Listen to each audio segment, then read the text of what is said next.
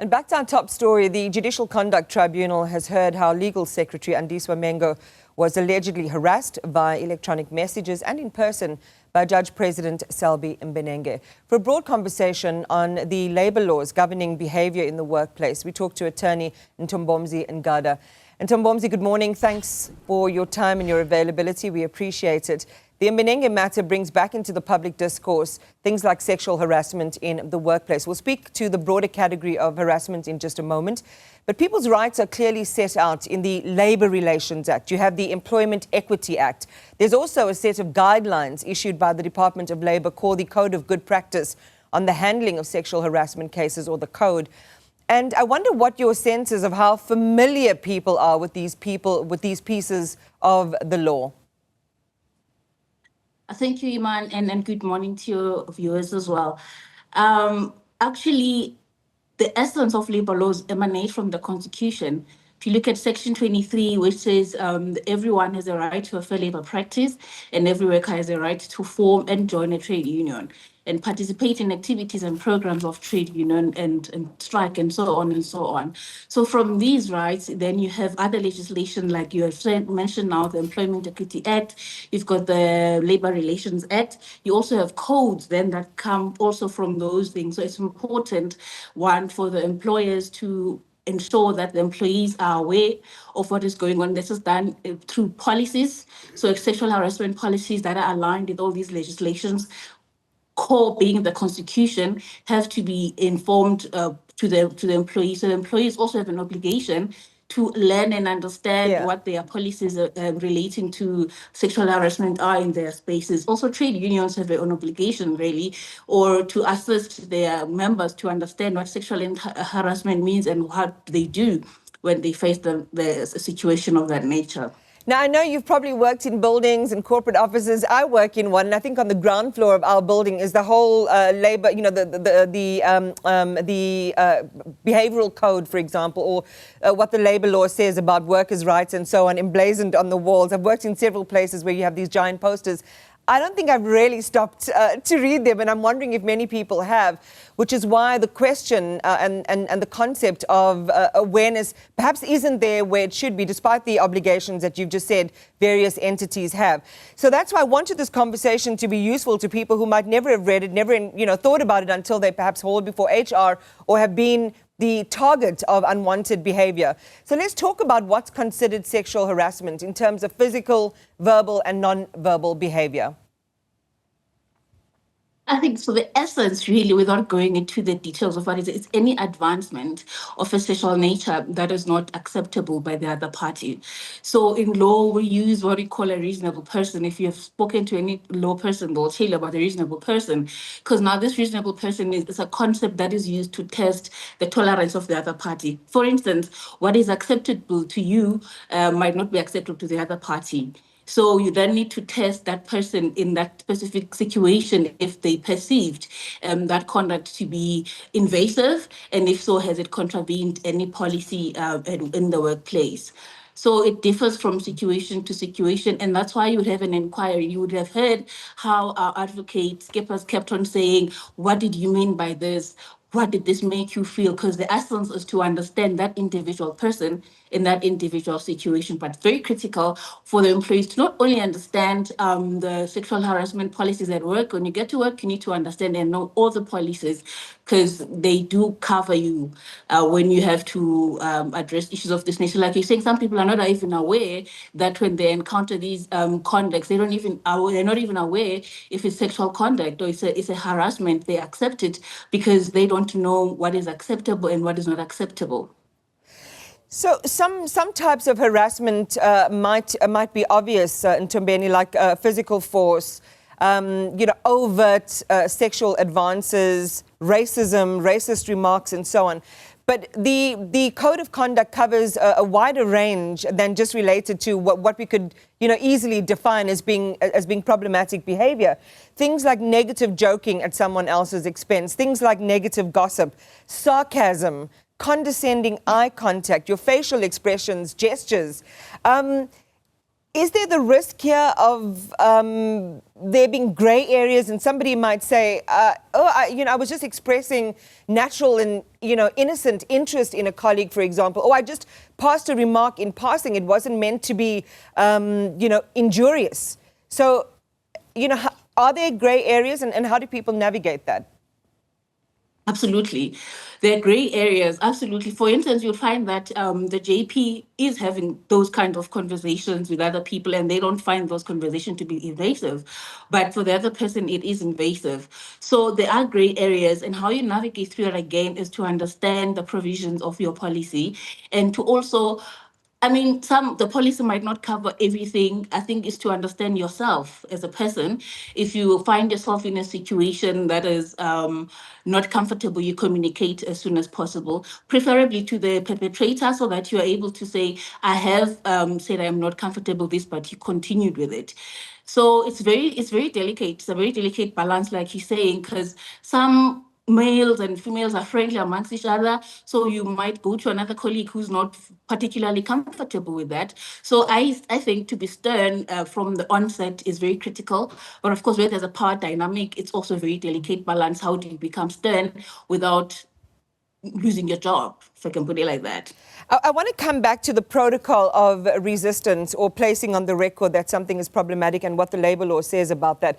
Let's talk a little bit more about some scenarios which may seem benign but have landed people before HR and risking their livelihoods and their jobs. Things like, hey, it looks like you've lost weight. Hey, you look nice today. It's human to make personal comments, but it can be risky and problematic, right? Yes, absolutely. So how do people know, again, how to navigate that? Is it as clearly defined in the law that if you say something to me that breaches what you said right at the very beginning, the threshold of an advance that's deemed to be undesirable or unwanted, if I communicate and say, don't say that again, I don't like it, is that where the matter can end? Or at that stage, can the person already take that matter to HR?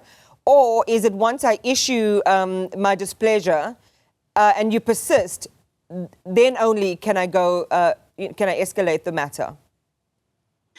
Well, Section 60 of the Employment Act actually brings an obligation to the employer to say sort of a vicarious liability in the instance that there's an employee that reports sexual conduct and you don't act, then you become vicariously liable as an employer.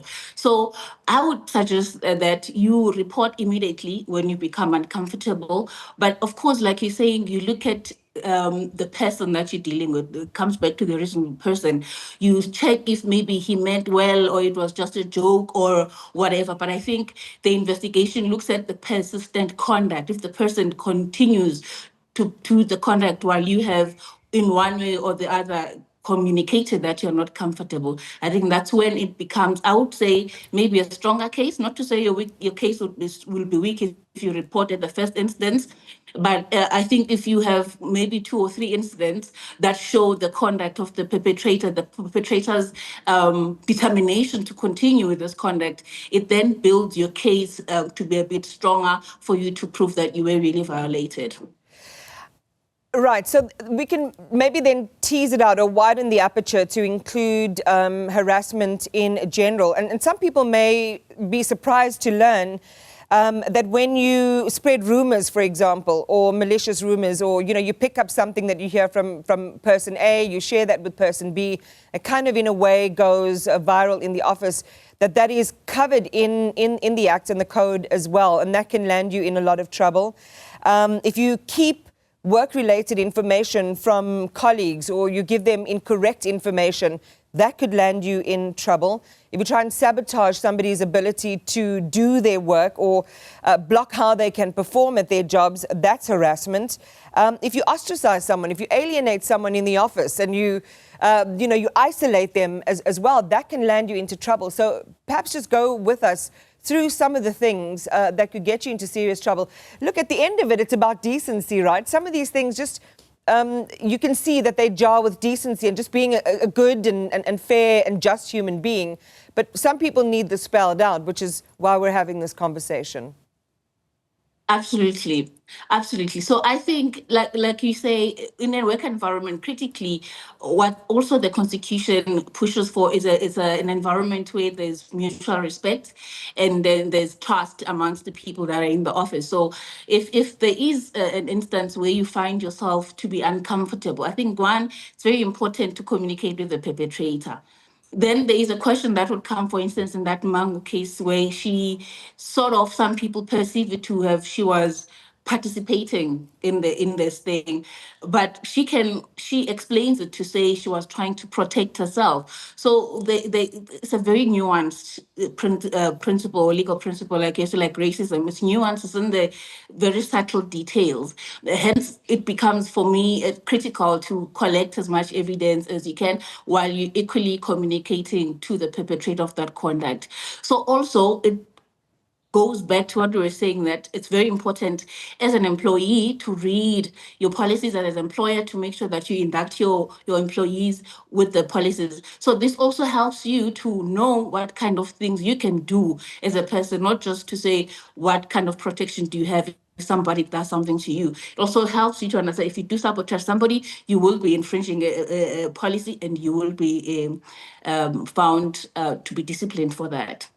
What's your sense so far? And you bring up the Mbenenge hearing as well. We heard as well during the proceedings around the escalation from text to the sharing of images, and we heard her perspective on how that made her feel.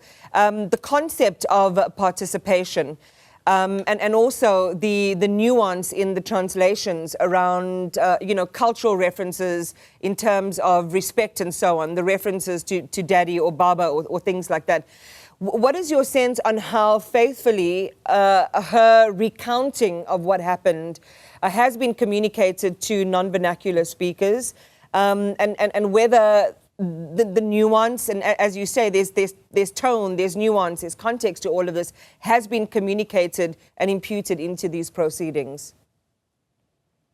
Well, in my language, speaks Xhosa, we say it's Xhosa sitoligwa, which means you can't really translate a language, like you say, because it's in the nuances. So I think the interpreters are doing a great job to try and have the whole public, the broader public, to understand what really went on. And like I said, if you listen to advocate skippers, every after 2 minutes or every after a question, she would ask, what did you mean by this? And how did this make you feel? Because it's those nuances. I think she's trying to extract those nuances that we're talking about, because like I'm saying, it's different strokes for different strokes. Some people might not find those texts offensive like she has done. So it's important to understand a reasonable person in her position, what would they have done, whether they infringed or not. And just overall, I mean, and this has been described as a brave decision to have these televised and for the public to be taken into what are humiliating and embarrassing details of these exchanges. And so far, obviously, her perspective, which we're expecting to be cross-examined today.